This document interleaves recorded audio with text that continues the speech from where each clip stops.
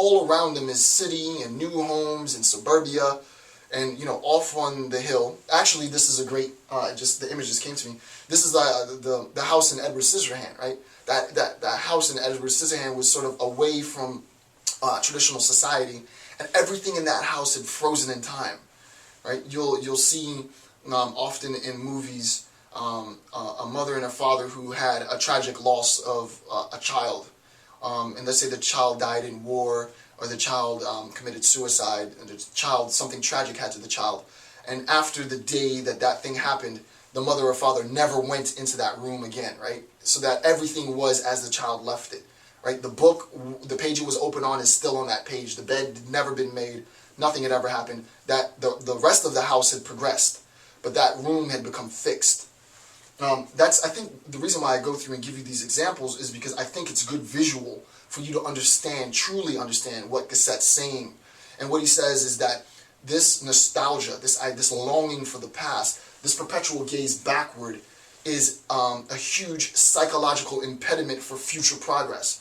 It'll never be as good as the old days, or the old days was the best days, and the old days were better than now, and my family back then did the greatest things, and now people just don't understand, and kids nowadays, we have so many adages that we have in our vernacular, in our language that describe this longing for the past. And what Gasset says is that you've frozen.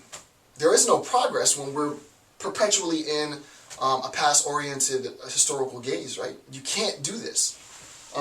He gives a good example on the next page, on page 30. He says the following, and this is a quote, right? And this comes from Horace, right? He says, "Had Horace not already sung the following song? Our fathers, viler," meaning worse, our fathers, viler than our grandfathers, begot, meaning they gave birth to, us, who are even viler, and we shall bring forth progeny, children, more degenerate still. So let's look at what that means. Okay. Let's say our father. So the generation before us was our father, and this is my generation. So this is my generation, my father's generation, my grandfather's generation. Okay. Our fathers, right here, viler than our grandfathers, worse than our grandfathers, right? More debased at a lower level, right, than our grandfathers. So our fathers, viler than our grandfathers, begot us, gave birth to us, who are still viler, and what's the conclusion? And we shall bring forth progeny who degenerate still. So our fathers, who were viler than our grandfathers, gave birth to us, who are viler than the both of them, and we in the future, since we're fixed in this perpetual gaze, are going to do nothing but give birth to offspring, progeny, who are even worse than all three of us, worse than a lot of us. Now that's serious, right? That's heavy, right? And that was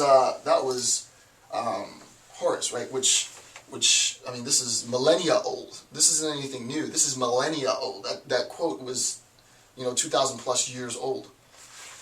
Our fathers are viler than our grandfathers, and our fathers gave birth to us, who are viler than them both. But we will give birth to offspring who are viler still, right? Well, what happens is, if you have a perpetually fixed gaze on the past, then you cannot contribute to the advancement of society. You cannot contribute to what's known as modernity, which I'm going to discuss right after this, right? You're not contributing to modernity because you are perpetually fixed on the past.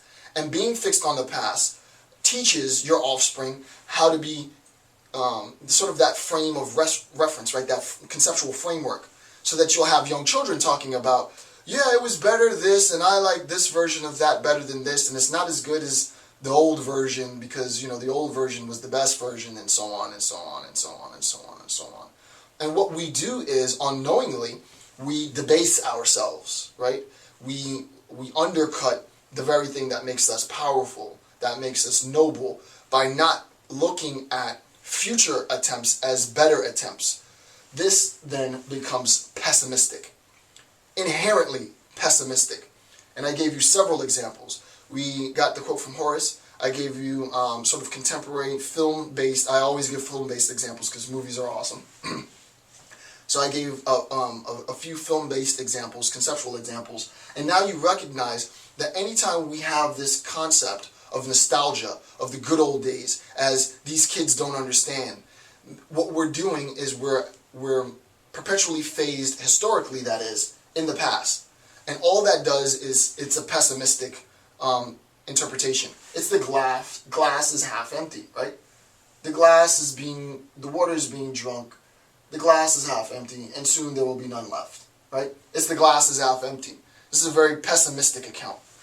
But what he says is that, there is a response to this, right? So, historically speaking, there's been an attempt to say, look, I don't want to embrace this pessimism. I don't want to embrace this nostalgia for the past. I want instead to think of better things. So you can imagine, and I'm sure some of you viewers have already thought about what the antithetical, meaning different, opposite argument would be, right?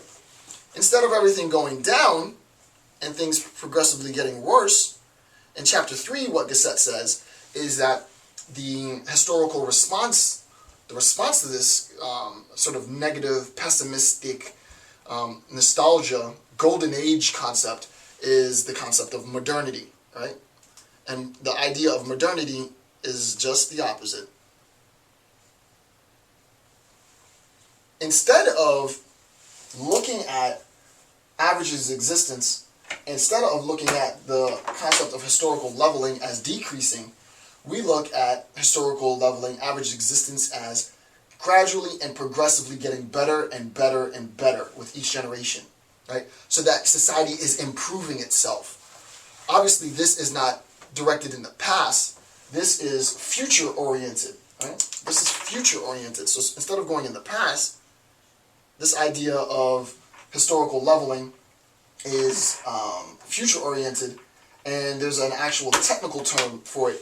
The term is known as modernity, and I'm going to give sort of a conceptual account of how modernity factors into Jose Ortega y Gasset's account of the masses, right? How does modernity, which is a very technical question, right? How does modernity factor into Gasset's account of the masses? And in a little bit, I'll answer it in the next few minutes. I'll give an answer to that. All right, so first, let me read a quote from Gasset. He says, "There have been then various periods in history which have felt themselves as having attained a full, definitive height. A full, definitive height. Periods in which it is thought that the end of a journey has been reached. That the end of a journey has been reached. A long-felt desire obtained, a hope completely fulfilled."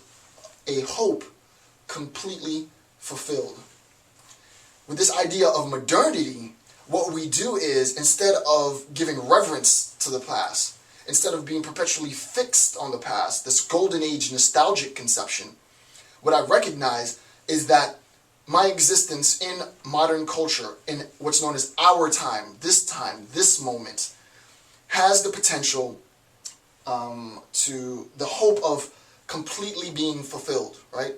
Something that generations prior to us had attempted to do for so long and failed and not been able to achieve has now potentially had the possibility of being achieved, right? This is completely different. You can see that instead of being pessimistic, which is a consequence of the nostalgic and golden age concept, that this is completely filled with hope, right? This account is more attuned to an attempt to fulfill or satisfy desire. So that when we talk about this goal-directed, future-oriented concept of historical leveling, this account is more directed to the possibilities that we should and will attain within our time, within this time. So that it's important to recognize that for Gasset, this time, our time, under this account of modernity, is of the essence, right? We must seize it now. Now is the time, right? We have to, seize the day, carpe diem. We have to seize this opportunity now.